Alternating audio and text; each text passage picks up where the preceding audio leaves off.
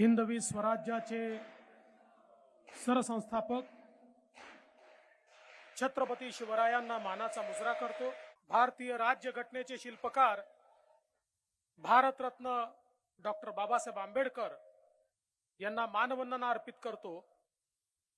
आजच्या कार्यक्रमामध्ये मंचावर उपस्थित विधानसभेचे अध्यक्ष राहुल नार्वेकरजी, मंत्रिमंडळातील आमचे सहकारी मंगल प्रभात लोढाजी, दीपक केसरकरजी, गृहनिर्माण मंत्री अतुल सावेजी, मुंबईचे अध्यक्ष आशिष शेलारजी, या ठिकाणी उपस्थित लोकप्रिय खासदार गोपाळ शेट्टीजी, राहुल शिवाळेजी, पूनमताई महाजन, मनोज कोटकजी, आपले लोकप्रिय आमदार कालिदास कोळंबकरजी, विनय कोरेजी, अतुल भातकळकरजी, प्रसाद लाडजी, मनीषाताई चौधरी, विद्याताई ठाकूर, मनीषाताई कायंदे, त्याचप्रमाणे भारतीताई लवेकर, यामिनीताई जाधव, मिहिरजी कोटेचा, परागजी आळवणी, अमितजी साटम, सन्माननीय योगेश सागरजी, तमिल सेल्वनजी, सुनील राणेजी, रमेश दादा पाटील, राजन सिंहजी, या ठिकाणी नवनिर्वाचित खासदार माननीय मिलिंद देवराजी, आमचे सहकारी बाळा नांदगावकरजी, नितीन सरदेसाईजी, यशवंत जाधवजी, चित्राताई वाघ, विद्याधरजी अनासकर, संजयजी उपाध्याय, सिद्धार्थजी कांबळे, मधु चव्हाणजी, प्रकाश दरेकरजी, शिवाजीराव नलावडेजी, राजेश शिरवाडकरजी, गृहनिर्माण विभागाचे सर्व अधिकारी आणि ज्यांच्यामुळे हा कार्यक्रम या ठिकाणी आयोजित झाला। आणि मी जर असं म्हणालो तर अतिशयोक्ती होणार नाही, मुंबईचे गृहनिर्माणाचे प्रश्न ज्यांच्यामुळे मला समजले ते भाजपचे विधान परिषदेतील गटनेते आमदार प्रवीण दरेकरजी, या ठिकाणी उपस्थित सर्व भगिनी आणि बंधूंनो, आज खरं म्हणजे धन्यवाद देवेंद्रजी, या कार्यक्रमाकरता मला ज्यावेळेस बोलवलं त्यावेळेस मी प्रवीणजींना, आशिषजींना सांगितलं की मी सत्कार घेत नाही, काम करणं हे आपलं कर्तव्य आहे आणि कर्तव्य बजावल्याबद्दल सत्कार घ्यायचा नसतो। पण त्यांनी मला आग्रह केला की हा केवळ सत्कार नाहीये, तर या ठिकाणी ज्यांच्याकरता आपण काम करतो त्यांच्याशी संवाद आहे, त्यांच्या आशा आकांक्षा अपेक्षा काय आहेत हे तुमच्यापर्यंत पोहोचवण्याचं माध्यम हा कार्यक्रम आहे। आणि म्हणून या कार्यक्रमाला तुम्ही आलं पाहिजे आणि मी तो स्वीकारला। म्हणून सर्वप्रथम मी या कार्यक्रमाकरता मला बोलवल्याबद्दल मंचावरच्या सगळ्यांचे आभार तर मानतोच, पण आपले सगळ्यांचे आभार मानतो, कारण हे जे काही निर्णय आम्ही घेऊ शकलो ते केवळ आणि केवळ आपल्यामुळे घेऊ शकलो। खरं तर मगाशी गृहनिर्माण मंत्र्यांनी उल्लेख केला की ज्यावेळी मुंबईच्या विविध प्रश्नांचा आणि गृहनिर्माणच्या प्रश्नांचे आम्ही अभ्यास केला, प्रवीण भाऊंसोबत 2019 साली अनेक बैठका आम्ही केल्या आणि मुंबईतला मराठी माणूस स्वतःचं घर का मिळवू शकत नाही, त्याला त्या ठिकाणी आपलं हक्काचं घर का मिळत नाही, काय काय अडचणी त्याच्यामध्ये आहेत, याचा अभ्यास केल्यानंतर त्याच्यावर एक सविस्तर अशा प्रकारचा शासन निर्णय 2019 साली आपण घेतला। अतिशय क्रांतिकारी निर्णय होता आणि त्याची अंमलबजावणी सुरू केली। दुर्दैवाने 2019 सालच्या निवडणुकीनंतर आपलं सरकार गेलं आणि ज्यांनी वारंवार आम्ही मुंबईकरांकरता आहोत, मराठी माणसाकरता आहोत, मराठी माणसाकरता आम्ही लढतो, अशा प्रकारच्या वल्गना केल्या, त्यांचं राज्य आल्यानंतर 2019चा हा सगळा शासन निर्णय त्यांनी गुंडाळून बाजूला ठेवला आणि पुन्हा एकदा 100% बिल्डर धार्जिण धोरण या महाराष्ट्रामध्ये आणलं आणि सामान्य मराठी माणसाचं, गरीब माणसाचं जे घराचं स्वप्न आहे, हे स्वप्न त्या ठिकाणी कुठेतरी गुंडाळून ठेवण्याचं काम त्यांनी केलं।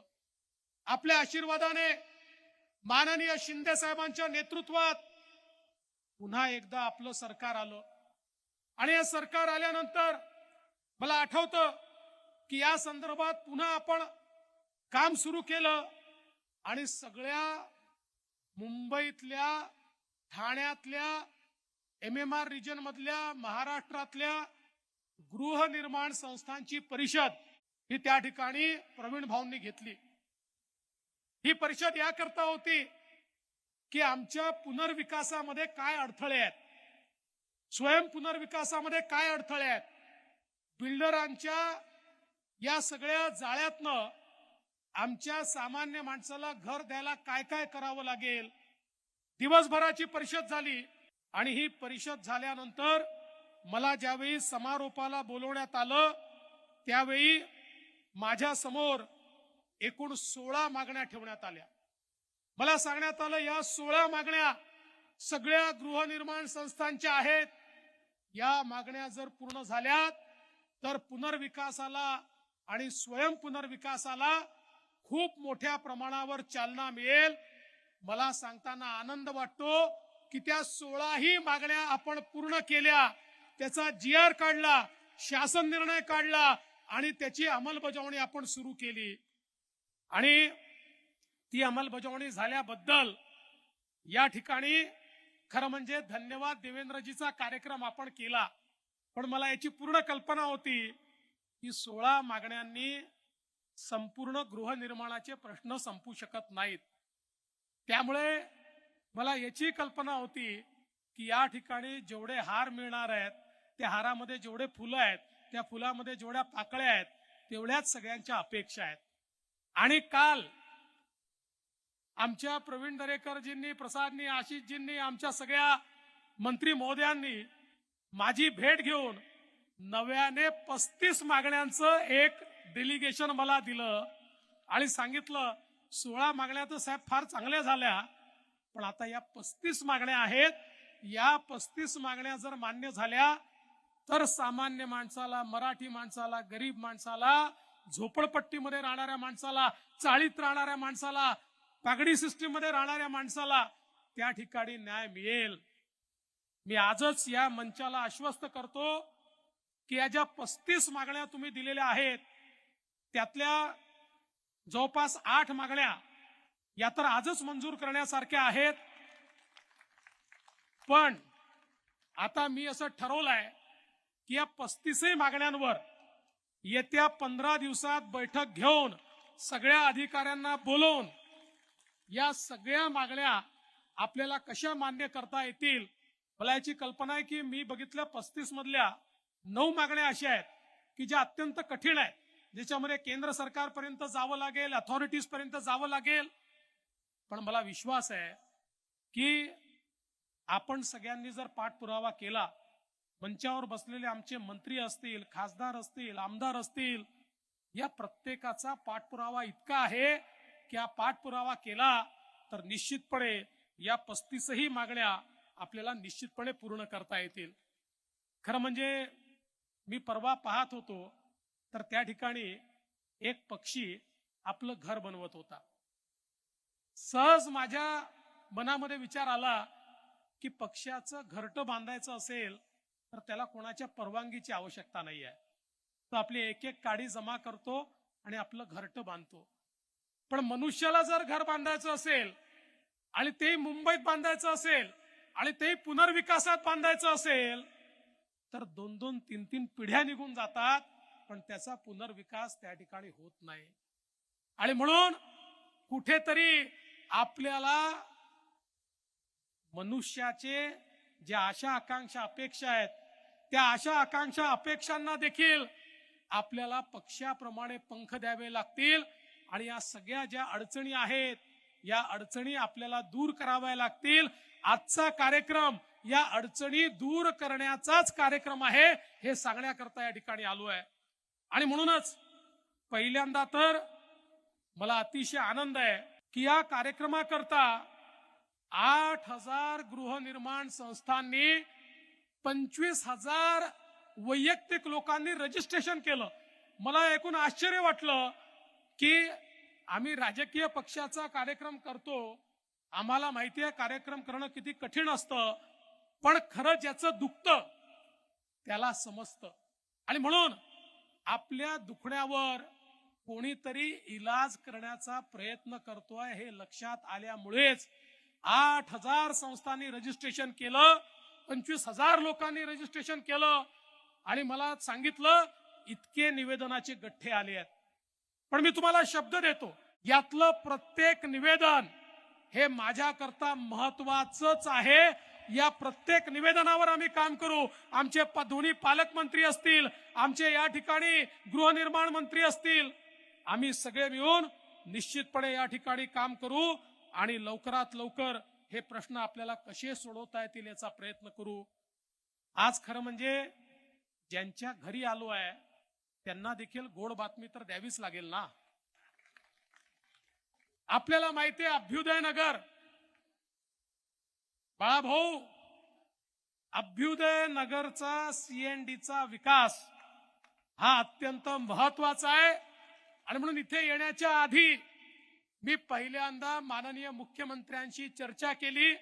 माननीय मुख्यमंत्र्यांना सांगितलं आपल्याला देखील अभ्युदय नगरचे लोक भेटले होते, त्यांची फाईल सगळी रेडी करून गृहनिर्माण मंत्री मी असताना सगळं त्याचं काम आपण पूर्ण केलंय. अतुल सावेंनी उरलेलं काम करून ती आता कॅबिनेट पर्यंत पोहोचवली आहे आणि मुख्यमंत्र्यांनी मला परवानगी दिली की माझ्या वतीनं तुम्ही घोषणा करा की पुढच्या कॅबिनेटमध्ये अभ्युदय नगरचं सीएनडीचं प्रपोजल हे कॅबिनेट समोर घेण्यात येईल आणि अभ्युदय नगरचा विकास हा त्या ठिकाणी सीएनडी पद्धतीनं, आणि केवळ अभ्युदय नगरच नाही, बांद्रा रिक्लेमेशन असेल, आदर्श नगर वरळी असेल, यांचं त्या ठिकाणी विकास हा करण्यात येईल. आमचे कालिदास कोळंबकरजी या ठिकाणी बसले आहेत. कालिदासजी बसले आहेत म्हणजे पोलीस महिलांचा विषय हा त्या ठिकाणी मांडल्याशिवाय ते राहणार नाहीत. आमच्या भगिनी आलेल्या आहेत. आपण 27 पैकी 17 वसाहती आता पोलिसांच्या म्हाडाकडनं विकसित करण्याचा निर्णय घेतलेला आहे आणि आमच्या पोलीस महिलांच्या मनातला जो निर्णय आहे तो देखील अंतिम टप्प्यामध्ये आणलेला आहे. लवकरच त्या संदर्भातली घोषणा देखील कालिदासजी आम्ही करणार आहोत, कारण मला माहिती आहे ती घोषणा केल्याशिवाय तुम्ही मला सुखाने जगू देणार नाही. कालिदासजींचा जो फॉलोअप असतो तो सकाळपासून रात्रीपर्यंत असतो. रात्री कधीतरी 12 वाजता मला फोन करतात आणि सांगतात माझ्याकडे सगळ्या महिला आलेल्या आहेत आणि आत्ताच्या आत्ता निर्णय करा. त्यामुळे आमच्या